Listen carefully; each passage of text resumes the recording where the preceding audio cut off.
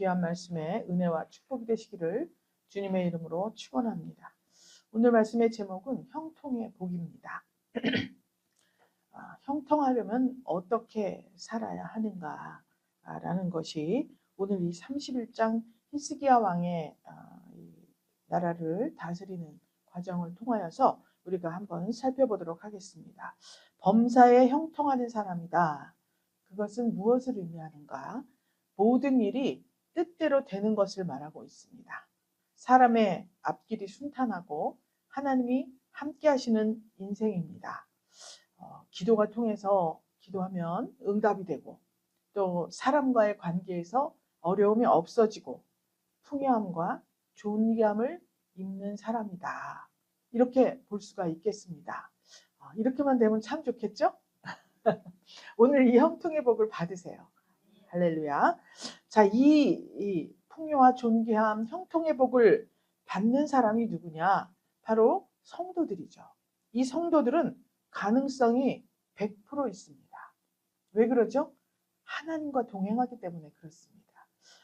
그럼 어떻게 동행하고 어떻게 하나님 뜻에 맞게 사는가? 하나님과 동행한다 그러면 우리가 딱 생각나는 게 뭐죠? 하나님이 옆에서 따라다녀. 어디를 가면 여기 싹 따라다녀. 능력 있는 사람 옆에 이 사람은 천사가 몇 명이 따라다닌다. 저 사람은 어떻다. 천사가 많다, 적다. 막 이런 말을 하는데 여러분, 그거는 이제 아기 때 말씀을 잘 모를 때 그렇게 말을 합니다. 하나님과 동행하고 하나님 뜻에 맞게 산다. 이 내용은 다시 말하면 하나님과 동행한다. 그러면 그분의 율례와 규례와 법도 또 성령의 법 그것을 잘 지키면 하나님과 동행하는 거예요. 하나님 저기서 달려와서 우리에게 와서 막 옆에 따라다닌다. 이런 생각은 애기들이 하는 생각입니다. 구원 열차라 그러죠? 구원 열차가 막 달려간다 그러잖아요. 천국까지. 그러면 누가 타야 돼요? 열차가 달려와서 나를 막 들이받나? 참 유치하다. 내가 구원 열차에 타는 거잖아요. 그렇기 때문에 하나님, 예수님, 성령님, 그건 지금 이 말씀을 말하거든요. 이 말씀에 여러 가지 율례와 규례와 법도가 적혀 있죠? 그것을 내가 지키면 하나님과 동행하는 거예요. 믿습니까? 요거 잘 아셨죠, 이제? 나를 막 옆에 뭐가 있다 따라다닌다 막 이런 말 하면 안 됩니다, 이제. 예. 그러면 이렇게 어떻게 동행한가? 나도 그렇게 하고 싶지. 말씀을 지키고 싶고 하나님의 법대로 살고 싶고 그런데 이 살아온 습관들이 있고 내 생각이 너무 여기 뿌리가 깊은 게 여기 뿌리를 내리고 있기 때문에 이것을 다 뿌리채 뽑아버려야 하나님 뜻에 맞는 삶을 살 수가 있잖아요. 그렇게 되기 위해서 어떻게 하느냐? 히스기야 왕의 경우에 보니까 20절에 그 하나님 여호와 보시기에 선과 정의와 진실함으로 행했다. 이렇게 기록이 되어 있습니다. 그러니까 모든 형통의 출발이 뭐냐? 선과 정의와 진실함이다. 이렇게 볼 수가 있습니다. 그러면 우리가 생각할 때 선과 정의와 진실함으로 행하는 것이 어떤 것이냐? 하나님과 동행을 해야 되는데 하나님과 동행하기 위해서는 어떻게 해야 되느냐? 예배를 드려야 돼요. 예배. 그래서 오늘도 여러분들이 예배에 나오셨습니다. 예배는 1시간, 식사 시간 1시간. 그렇지만 어저께부터 주일을 준비하고 또 모든 약속을 조율하고 또 아침에는 단장을 하고 예배당을 단장하는 분들은 어저께부터 와서 예배당을 참 이 환경이 좋게 만들기 위해서 와서 청소도 하고 또 준비도 하고 정말 이 토요일부터 시작해서 주일 예배를 마칠 때까지 이 시간을 주님께 드리는 것입니다. 그렇기 때문에 이 형통의 복은 하나님께 예배 드릴 때 이 복을 받게 되는 것인데 예배를 통해서 하나님을 더 깊이 만나는 거예요. 그러니까 이 예배당에 와서 하는 모든 것들 또 교우들과 만나서 친목을 도모하는 모든 것들 가운데에서 우리는 항상 어떤 깨달음을 얻게 돼요. 깨달음. 그래서 이것이 있을 때 형통의 출발이 된다. 그래서 예배를 잘 드려야 된다. 이렇게 말하고 있습니다. 그런데 로마서 12장 1절에서는 그러므로 형제들아 내가 하나님의 모든 자비하심으로 너희를 권하노니 너희 몸을 하나님이 기뻐하시는 거룩한 산 제사로 드리라. 이는 너희의 드릴 영적 예배니라. 이렇게 말씀하고 있습니다. 그러니까 우리가 지금 여기에 와서 예배를 드립니다. 그런데 너희 몸을 하나님이 기뻐하시는 거룩한 산 제사로 드린다. 이건 무슨 말이냐? 여기에서 예배를 드리고 각자 흩어져서 예배당을 떠나가서 일상에 복귀할 때 그 삶 한순간 한순간을 예배와 같이 하나님 앞에 제사로 드리는 거라. 이렇게 말을 하고 있어요. 이것이 영적 예배예요. 그러니까 영적으로 육적으로 우리가 예배하는 삶을 살게 될 때 우리의 삶이 형통해진다고 볼 수가 있습니다. 아까 형통하는 건 뭐라 그랬죠? 내가 막 기도를 해. 응답이 안 돼. 그럼 내가 고리를 풀어야 됩니다. 그죠? 그러니까 그러기 위해서는 반드시 생활 속에서 어떤 구조를 변경해야 되는, 개혁해야 되는 그런 지점이 있더라는 거예요. 그래서 그것을 바꿔야 돼요. 자, 오늘 여기에 나오는 히스기야 왕은 남왕국의 13번째 왕입니다. 지난 시간에는 추수감사주일이었고 그 전에 우리가 역대하 30장에서 히스기야 왕의 행한 일을 보았습니다. 성전을 깨끗하게 하고 성전을 회복시키고 또 예배를 살아나게 하고 제의를 다 갖추게 되었습니다. 성전에 예배드리는 모든 도구들을 다 깨끗하게 정비를 하고 이렇게 해서 조직을 갖추었어요. 그런데 지금 이 31장에서는 우리가 지금 오늘날 우리에게는 영적 예배를 드려야 된다는 것을 말씀하고 있고 여기에서는 그 부흥을 구조적으로 이 모든 유다와 이스라엘 백성들 이들이 모두 하나가 되어서 이 생활 속에서 변화를 주어야 하기 때문에 그것을 개혁하는 내용이 지금 나오고 있어요. 자, 오늘날의 골로새서 3장 5절에 보면 그러므로 땅에 있는 지체를 죽이라. 곧 음란과 부정과 사욕과 악한 정욕과 탐심이니 탐심은 우상 숭배니라. 이렇게 말하고 있습니다. 1절에 보면 우리 31장 읽었죠? 1절에 보면 이스라엘 자손들이 본성 기업으로 돌아가는데 여러 성읍에 이르러서 주상을 깨뜨리고 아세라 목상을 찍었다 그랬습니다. 그리고 산당과 단을 제하고 모든 것을 다 멸했다. 이렇게 나오고 있어요. 그러면 여태까지 선한 왕들이 나와 있을 때 산당은 그대로 두었다 하는 왕들이 있었어요. 그런데 이 히스기야 왕 때에는 정말 역사 이래 처음으로 산당, 그냥 일반적으로 있는 드문드문 있던 단, 주상, 아세라 목상 모든 우상들을 다 뿌리째 뽑아버렸습니다. 다 부셔버렸다 그랬어요.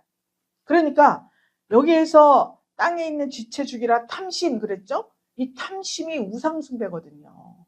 왜냐? 그 아세라 목상 만들고 주상 기둥으로 막 이렇게 세우고 가보니까 다 기둥이 엄청나게 많아요. 그 돌로 된 기둥들이 많은데 다 그 앞에서 막 사진을 찍어 갔다 와서 보니까 어딘지 하나도 모르겠어. 다 돌 앞에서 이렇게 그렇게 우상 문화가 만연한 곳이에요. 이집트, 요르단 막 이런 데는. 그렇기 때문에 이거 주상, 아세라 목상, 산당 이런 거 단 쌓고 이럴 때 여러분 전부 다 그들의 재물을 가지고 만들었을 거 아니에요.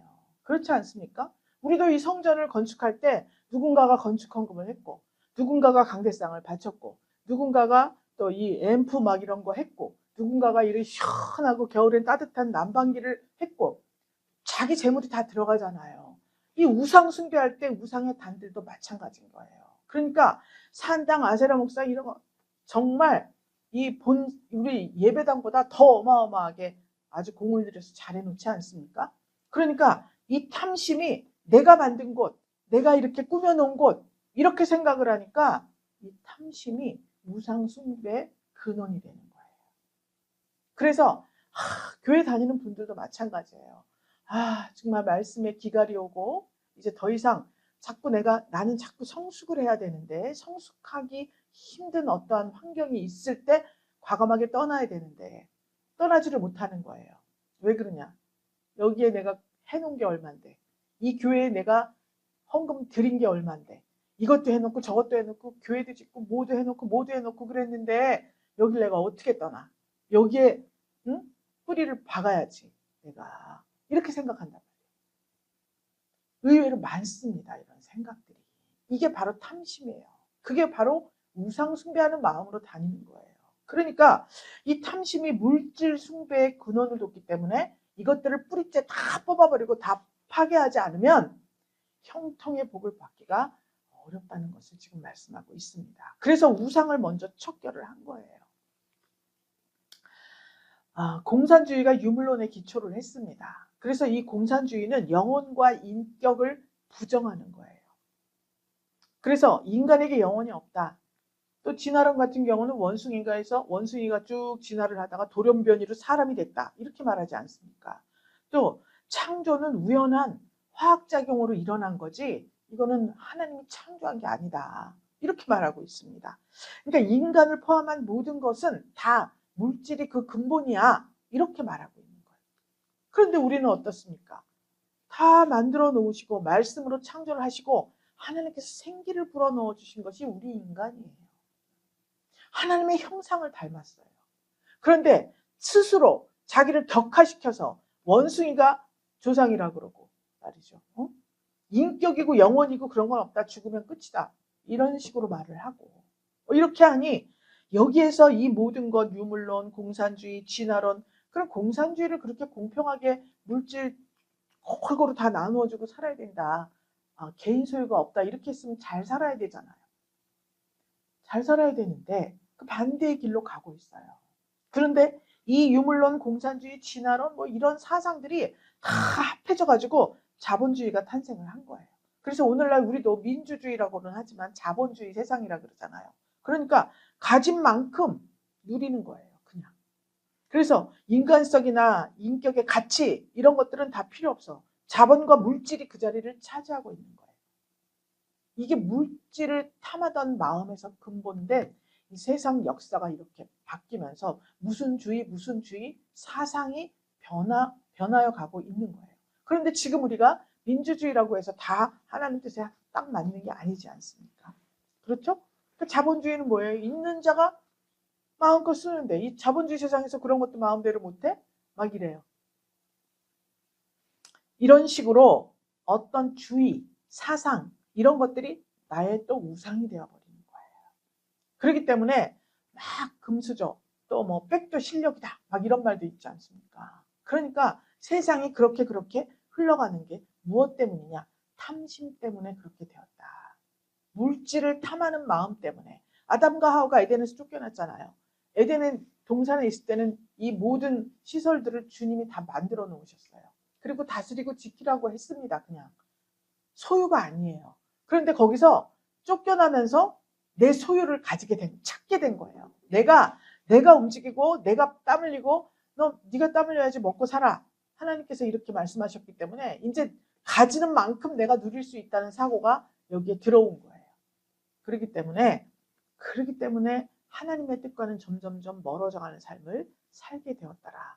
그래서 모든 것의 기초가 많이 가지고 싶은 마음이 있었기 때문에 그것이 곧 우상숭배, 탐심이 우상숭배가 되었다. 그러니까 모든 것, 음란, 부정, 사욕, 악한 정욕 이것 모든 것들이 탐심 때문에 우상 역할을 하고 있었다. 그러니까 우리 마음속에 산당도 짓고 주상도 짓고 아세라 목상도 짓고 바알 숭배하는 마음도 있고 이 결국 따지고 속으로 막 들어가 보면 그게 곧 물질을 숭배하는 탐심이었더라. 이렇게 볼 수가 있는 것입니다. 여러분 우상 다 폐하게 자기가 꾸며놓은 재산들이 다 날아가는 거잖아요. 자기가 드린 물질들이 다 없어지는 거잖아요. 책 갖다 바울 사도랑 막 다 불태웠죠? 마술하는 사람 책 다 집어다가 불태웠죠? 그 사람들은 그걸 가지고 먹고 사는데 그렇지 않습니까? 그러니까 그렇게 할 때 우리는 진짜 내 마음속에 있는 우상의 뿌리를 소멸시킬 수가 있다. 이렇게 볼 수 있습니다. 그래서 이 히스기야 왕 때의 우상을 그렇게 척결한 거예요. 그래서 이 우상 숭배의 근원지를 완전히 다 없애버린 거예요. 그래서 뿌리째 아예 뽑아버렸습니다. 이게 너무 잘한 일이지 않습니까? 다윗 왕 이후에 역대 이래로 훌륭한 왕입니다. 그러니까 이 다 우상을 뿌리 뽑아놓고 그 다음에 한 일이 모든 자손이 1절 말씀입니다. 각각 그 본성 기업으로 돌아갔더라. 이렇게 기록이 돼 있습니다. 이스라엘의 모든 자손들 남왕국과 북왕국은 아수르가 훑고 지나갔죠.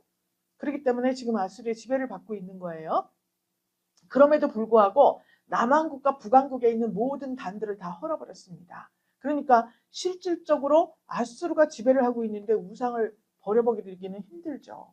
그런데 이 말씀에서 나오는 우상을 모두 다 남북의 우상을 모두 산당과 제해버렸다고 하는 것은 주상, 아세라, 목상, 산당, 단 모든 이런 것들은 스스로 세운 것들이에요. 아수르 제국에서 세워라 한 게 아니에요. 내가 세운 거예요. 그렇기 때문에 내가 뿌리 뽑아야 되는 거예요.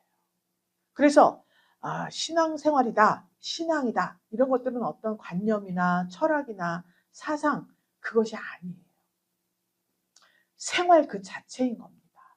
역대하 30장에서 큰 부흥을 경험했습니다. 그렇죠? 막 성도들이 기뻐했어요. 모든 백성들이 다 기뻐했어요. 성전을 회복시키고 성전문을 열고 깨끗하게 하고 기구들을 갖춰놓고 막 예배를 드리려고 하니까 6월절 2번을 너무 기뻐서 7일 드리고 또 7일을 또 6월절 절기를 지냈다고 되어 있습니다. 그렇게 큰 부흥의 역사를 이루었는데 왜 역대하 31장에서는 그 부흥한 그 감동과 그 역사를 가지고 내 삶 속에서 생활의 변화로 구조적으로 이어져야 그게 진짜 개혁이 이루어지는 거예요. 우리도 많은 경험을 했습니다. 집회, 부흥회나 특별 기도회 막 뜨거웠지만 삶 속에서 바뀐 구조가 없으면 금세 식어져 버리거든요. 지난주에 오신 분들이 참 좋았다 그래요? 좋았다 그랬죠? 근데 왜 안 오는 거야 오늘? 생활의 변화가 없으니까 그런 거예요. 정말 내가 지난번에 말씀드린 것이 버려진 땅 사마리아잖아요. 회복되는 사건이잖아요. 그래서 그렇지 아멘 막 했습니다. 근데 오늘 안 보여. 왜 그렇습니까? 일주일 동안 할 일이 뭐예요? 그럼 나에게서 이 사마리아는 무엇이냐? 나에게서 버려진 땅이 무엇이냐? 이것을 찾고 이것을 회복해야 되는데 그러기 위해서는 내가 어떤 말씀을 어떻게 지키고 내 사고방식을 어떻게 바꿔야 되는가 이것에 대해서 생각해야 되잖아요. 그래서 그 생각하는 구조가 바뀌어야 내 생활이 바뀌는 거예요. 그래서 결정을 하고 결단을 하고 나아올 때 그때 내가 점점점 성장을 해가는 거거든요. 네, 좋았지. 그러고 갔는데 결단할 이 마음은 힘은 없는 거예요. 누구든지 다 힘은 없습니다. 그런데 한 걸음 옮길 때 주님이 확 잡아서 끌어주시는 거예요. 그렇기 때문에 분위기에 감동만 받은 것이 아니라 실제로 우상을 파괴하고 삶의 방향을 돌이켜야 됩니다. 그래서 히스기야 왕이 2절에 보면 어떻게 하냐면 제사장 레위 사람들의 반차를 정했을 순번을 정했다는 거예요. 제사장들과 레위 사람들로부터 번제와 화목제를 드렸다 이렇게 나와 있습니다. 일단 제사 제도를 구조적으로 순서를 정해서 딱 질서를 세웠습니다. 그러니까 질서가 중요한 거예요. 우리 말씀에 하나님 말씀에 우리가 왜 순종을 합니까? 질서를 지키는 거예요. 그게 무슨 질서냐? 하나님이 주권자이시고 우리는 그의 백성이기 때문에 질서를 내가 지킨다는 것은 하나님의 말씀에 순종하는 거예요. 그래야 질서를 지키는 거죠. 위에 사람이 아무리 말을 해도 아랫 사람은 그렇구나 그러고 말면 그 질서가 없는 무질서 세계가 되는 거지 않습니까? 그러니까 이 질서를 잡기 위해서 이 히스기야 왕이 명령을 했습니다. 번제와 화목제를 드리기 위해서 제사장들과 레위 사람들의 순번을 다 정했다. 그리고 여호와의 영문에서 섬기면서 감사하며 찬송하게 했다. 이렇게 나와요. 3절에서는 자기 재산 중에서 얼마를 정하여 여호와의 율법에 기록된 대로 번제, 또 안식일과 초하루 절기 번제에 쓰게 하고 그랬습니다. 히스기야 왕이 기꺼이 자기 재산을 내놓았습니다. 그래서 먼저 솔선수범한 거예요. 그래서 번제도 드리고 안식일에 예배 드리고 초하루 절기 번제 재물이 필요하지 않습니까? 그래서 먼저 그렇게 쓰게 했습니다. 그랬더니 예루살렘에 거한 백성을 명해서 저희로 여호와의 율법을 힘쓰게 하라 이렇게 했습니다. 목사님은 하나도 헌금도 안 하고 다 안 하면서 이 성도들에게만 하면 되겠습니까? 누가 합니까? 누가 순종을 합니까? 그거를 그렇지 않습니까? 그러니까 먼저 솔선수범해서 드리고 짓고 우리 이제 저쪽에 주방을 지어야 돼요. 이제 다음 주 화요일 날 제가 내일 대구를 가야 되니까 1박 2일 갔다 와서 수요일, 목요일 이때부터 이제 시작하려고 하는데, 저 컨테이너 갖다 놓고 주방을 지어요. 그런데 아무도 뭐 가만히 있어요. 먼저 내놓지도 않아. 목사가. 누가 하겠냐고요. 어디서 말만 하면 누가 어디서 갖다 딱 하는 줄 아는. 이게 안 되는 거예요. 이게. 그렇기 때문에 히스기야 왕이 지금 이 제사 드리는 모든 습관이 다 무너져 있는 시대지 않습니까? 잘 돌아가는 시대면 이렇게 하지 않았겠죠. 그냥 하던 대로 하는 거예요. 그러나 이것들이 다 무너져 있기 때문에 히스기야 왕이 먼저 자기가 모범을 보인 거예요. 그래서 여호와의 율법을 힘쓰게 하라. 너희도 이와 같이 하라. 이렇게 명령을 내린 것입니다. 그랬더니 5절에 보니까 왕의 명령이 내리자 그랬죠? 이것은 권유가 아닙니다. 명령입니다. 하나님의 법을 지키는 것은 명령이에요. 이것이 하나님과 동행하는 것이기 때문에 그래요. 그래서 안 해도 돼. 하지 마. 새로운 신자들이 이제 힘들어요. 돈 얘기하면 잘 안 나올 것 같으니까 괜찮아 안 해도 돼. 막 이렇게 그냥 안 해도 된다는 말은 하지 마세요. 하라는 말도 하지 마. 그냥 안 해도 된다는 말은 절대 하지 마세요. 그 사람을 죽이는 거예요. 여기 다 바치라고 돼 있잖아요. 바치라는 말이 석경 목사님 몇 번이 있다 그러더라. 1265번이래나. 12500. 하여튼 그렇게 많은데 안 해도 돼. 이런 말은 절대로 우리가 하면 안 돼요. 그래서 여기 보니까 포도주, 곡식, 기름, 꿀, 밭의 모든 소산의 처음 것을 풍성히 드렸다. 왕의 명령이 내리니까 이 모든 백성들이 전부 풍성히 드렸고 모든 것에 11조를 많이 가져왔다. 이렇게 기록이 되어 있습니다. 그랬더니 유다 여러 성읍에 거한 이스라엘 자손, 유다 자손도 소와 양 11조 가져왔고 모두 다 왕의 명령이 떨어지자마자 왜냐 성전이 회복되고 문 열리고 제사제도가 회복된 걸 보니 너무 기쁜 거예요. 엉터리로 살다가. 그랬더니 기뻐가지고 막 다 가져왔는데 6절 보니까 그것을 쌓아서 더미를 이루었다. 이렇게 되어 있는 거예요. 너무너무 많이 가져와갖고 여기 더미가 막 쌓인 거예요. 할렐루야. 3월에 쌓기를 시작해서 7월에 마쳤다 그래. 그러니까 지금 넉 달 농사를 짓는데 5개월 만에 추수를 하는데 3, 4, 5, 6, 7이죠? 그냥 여기 더미가 막 쌓인 거예요. 계속 갖고 오는 거야. 이스라엘에서는 농사 때가 있는데 3월에는 지금 우리로는 5월, 6월이에요. 그 나라 유대력은 3월은 이때는 곡식 추수가 끝나는 거예요. 그래서 7.7절 오순절 있죠? 그래서 맥주감사절 막 지내잖아요. 그래서 곡식 추수가 돼요. 그래서 3월에서 7월까지 가는 거예요. 7월에는 우리나라 9월 10일입니다. 장막절, 수장절, 지금으로 말하면 우리 추수감사절. 그래서 포도, 각종 과일들 이런 것들이 추수를 하게 돼요. 그래서 3월부터 7월까지 하는 거예요. 그래서 이런 것들을 다 가져왔는데 번제와 화목제를 드렸다. 또 11조 예물을 드렸다. 또 첫열매를 드렸다. 이것은 전부 다 하나님의 주권을 인정하는 그러한 우리들의 신앙 고백이다. 이렇게 보시면 됩니다. 우리 분열교회 성도분들께서는 아주 이 11조와 헌금에 대해서 아주 추천한 의식을 갖고 있어서 잘하고 계십니다. 이것은 하나님의 주권을 전적으로 인정하고 내가 하나님의 자녀고 백성이라는 사실을 인정하는 그러한 행위이기 때문에 하나님께서 복을 안 주실 수가 없습니다. 투명한 관리 구조가 있었어요.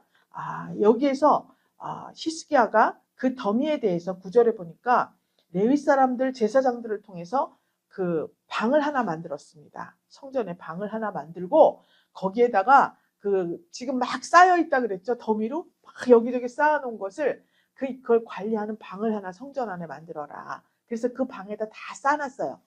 방에다 다 국간이죠. 그러니까 드리고서 제사장, 레위 사람들 이런 사람들을 불러서 주관하는 사람을 세웠습니다. 그래서 11절에 보면 전안에 방을 예비하라 그랬더니 예비가 됐죠. 구별한 물건들을 갖다 뒀어요. 그래서 레위 사람 12절에 보면 레위 사람 고나냐는 그 일을 주관하고 그 아우 시므이는 버금이 되고 비서야 둘째 총무예요. 그 다음에 14절에 보면 하나님께 드리는 예물을 맡아서 여호와께 드리는 것과 지성물을 나눠줬다. 레위인들과 제사장들에게 나누어 줘야 되죠. 지금으로 말하면 사례를 드려야 돼요. 이들이 만약에 두 가지 일을 하고 세상에 나가서 또 일을 하고 여기를 섬기고 그러면 영적으로 아무래도 힘듭니다. 그렇기 때문에 생활에 어려움이 없도록 하기 위해서 이 모든 것들을 나눠주게 되어 있어요. 그래서 모든 것을 나눠주는 것을 맡아요. 레위 사람 임나의 아들 고레, 이가 맡아가지고 성물을 다 나눠주는 역할을 합니다. 그리고 15절에면 반차대로 물원대소하고 나눠줬다. 그래서 3세 이상, 3살 이상 족보에 기록된 남자 외에 날마다 반차대로 지금의 수종되는 자들에게 다 나눠줬다.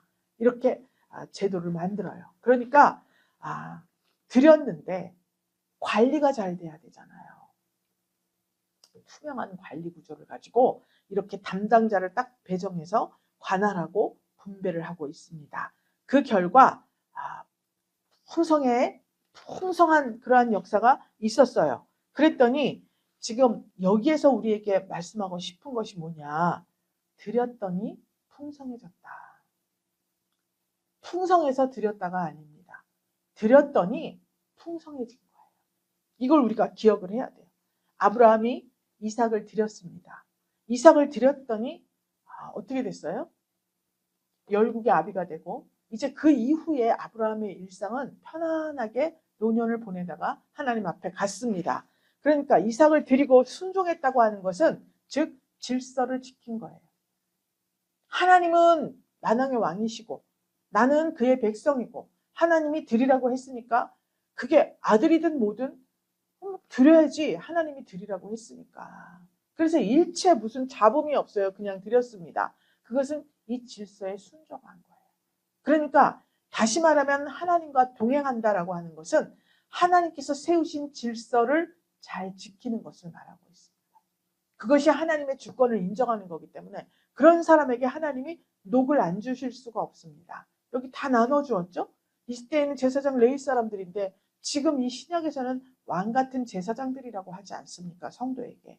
그러니까 이 성도들이 하나님 앞에 질서를 잘 지킬 때, 그때 하나님께서는 이렇게 아주 더미로 쌓인 그 창고에서 나누어서 때마다 시마다 굶지 않고 벗지 않고 나눠줄 것까지 있도록. 그래 남았다 그랬어요. 다 받았는데 받은 사람들이 다 남았어.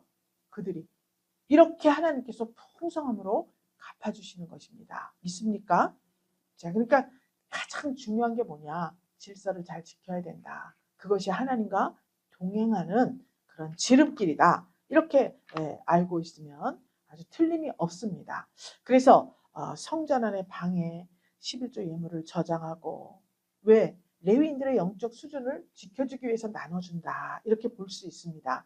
이 레위인들과 제사장들에게 분배하는 내용이 레위기 27장, 히브리서 7장, 민수기 18장에 다 기록이 되어 있습니다. 그런데 특별히 히브리서 7장에 보면 멜기세덱에게 아브라함이 11조 드리는 장면이 나옵니다. 창세기에.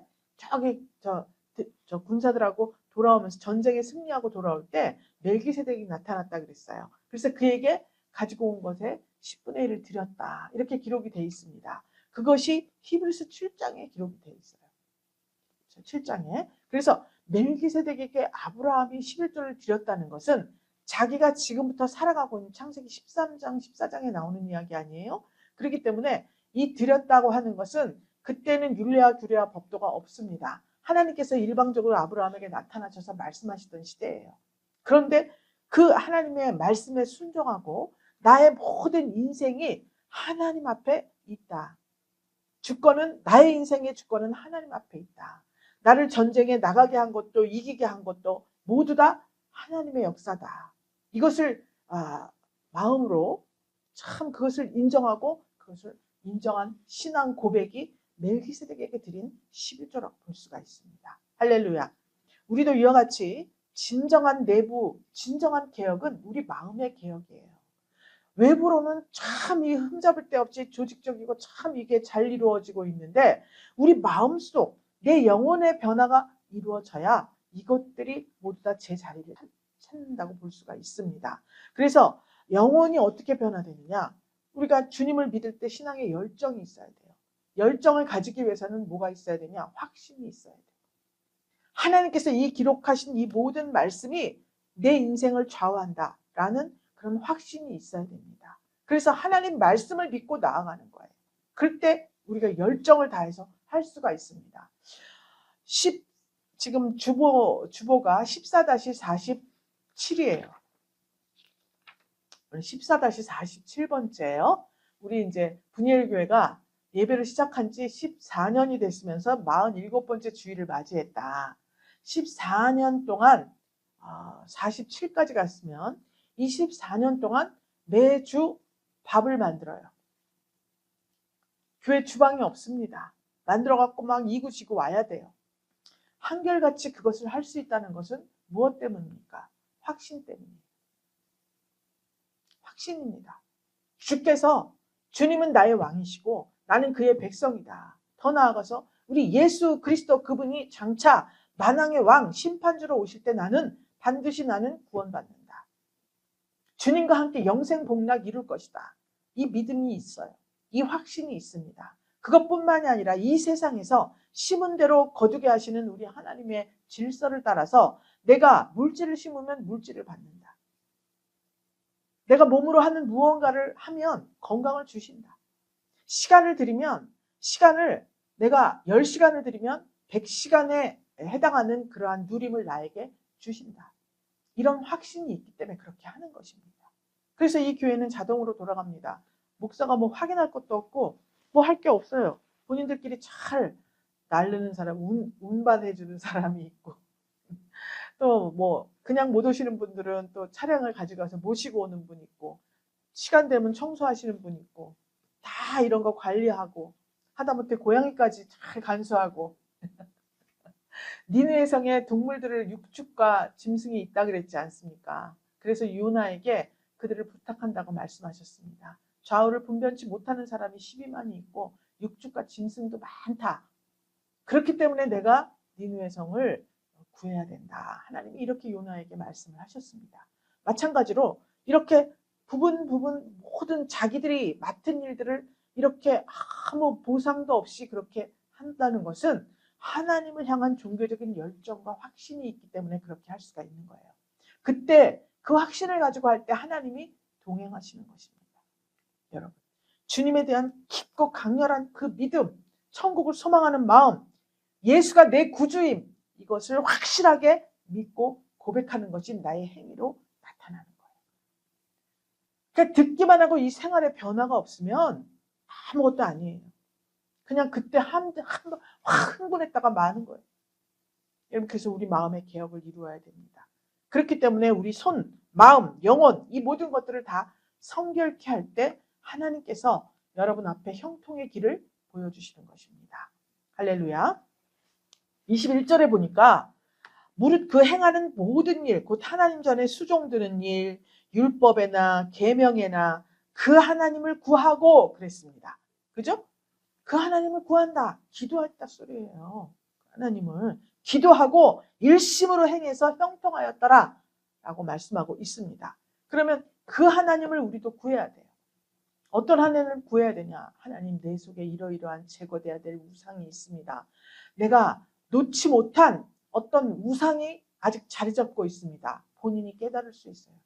모르지 않습니다. 하나님의 말씀이 여러분한테 이렇게 들어가는데 이게 잘못된 생각인지 잘못된 마음인지 잘못 품은 마음인지 이것을 모를 리가 없어요. 다 알 수 있습니다. 다만 이것을 끊어낼 수 있는 결단력이 없기 때문에 끌어안고 있는 거예요. 히스기야 왕처럼 뿌리채 뽑게 해주세요. 이것을 하나님 앞에 구하세요. 예배와 헌신의 질서가 제대로 세워졌는가? 내가 실제로 이 성전에 와서 예배당에 와서 예배 드리는 것과 내 삶 속에서 나의 모든 삶이 예배로 이루어지고 있는가? 하나님, 내 이 부족하고 어떤 사람은 그래. 나는 이게 확 올라오는데 뒤끝은 없어. 제일 나쁜 사람. 제일 몹쓸 짓이야 그게. 욱해놓고 다 뒤끝 없고 자기는 누르라는 걸 받은 사람은 어떻게 되는데요? 천국을 왔다 갔다 해. 속으로. 그 다른 사람한테 전도는 못할 망정 다른 사람 마음속에 불덩이를 지핍니까? 그런 말 앞으로 이제 절대 하지 마. 뒤끝 없다는 거 이거 제일 나쁜 사람이야. 아주. 이 예배와 헌신의 질서, 영적 예배가 우리 삶의 변화입니다. 이제 사람에게 대하는 태도도 바뀌어야 돼요. 바뀌어야 돼요. 또 목사님을 대하는 태도, 교우들을 대하는 태도, 회사에 가서 모든 사람들과 같이 그런 걸 보고 사회성이라고 하는데 내 가정 밖의 일이에요. 가정도 사회예요. 부부간에 또 부모 자식 간에 이것도 다 사회성이 있어야 가정이 올바로 돌아갑니다. 금쪽이 뭐 이런 거 뭐 텔레비전에 많이 나오는데 그거 자세히 보면은 벌써 다 사회성이 없어. 가족 구성원이. 그렇기 때문에 참 고통스러운 거예요. 어떻게 해야 될 줄을 몰라. 해야 될 줄을 몰라. 그렇기 때문에 그런 일들이 일어나기 때문에 하나님의 말씀에 귀를 기울이고 하나님 저는 이런 것을 알지 못하는데 인간관계가 참 이게 잘 안 되고 있습니다. 그걸 구하라는 거예요. 하나님 제가 이 돈 쓰는 거를 잘 못합니다. 그래서 엉뚱한 곳에 써가지고 빚도 좀 지기도 하고 엉뚱한 곳에 이렇게 해가지고 잃어버리기도 하고 이 돈 관리가 잘 안 되고 있습니다. 하나님 제가 하나님 앞에 이 돈 관리를 잘하는 사람이 될 수 있도록 내게 지혜를 주세요. 총명함을 주세요. 이런 것도 구해야 됩니다. 나에게 주어진 돈이라고 다 내 돈이 아니에요. 제자리에 쓸 때 다 쓰지 못하면 그것은 벌써 이건 딴 길로 가고 있는 거예요. 왜 제자리에 못 씁니까? 이 탐심 때문에 그런 거예요. 그렇기 때문에 그런 것들도 구해야 됩니다. 또 헌신의 질서가 있습니다. 헌신할 때에도 질서가 있어요. 하나님께서 허락하시는 부분들이 있습니다. 교회라면 이 교회에서 정해놓은 규칙들이 있어요. 이 교회에도 질서가 있고 규칙이 있습니다. 우리끼리 정한. 그 규칙을 무시할 때 분란이 일어나게 되어 있습니다. 그랬기 때문에 이런 것들에 대해서 하나님께 구해야 돼요. 어떤 연구한 사람이 있는데 어떤 그 연구에 따르면 새해에 이제 결심을 하잖아요. 참 연말되고 연시되고 내가 올해는 이렇게 해야 돼 저렇게 해야 돼 막 계획을 세우는데 80%가 한 달 안에 다 무너진다는 통계가 나왔답니다. 80% 무너진 건 조금 무너진 거야. 우리는 다 거의 뭐 90% 이상 무너진 경우도 많이 봤는데 왜 그러냐? 결심만 있고 생활 속에 질서가 없기 때문에 그렇습니다. 여러분 부흥은 열심으로 시작되지만 형통은 지속적인 질서를 잘 지킬 때 이루어진다는 거예요. 믿습니까?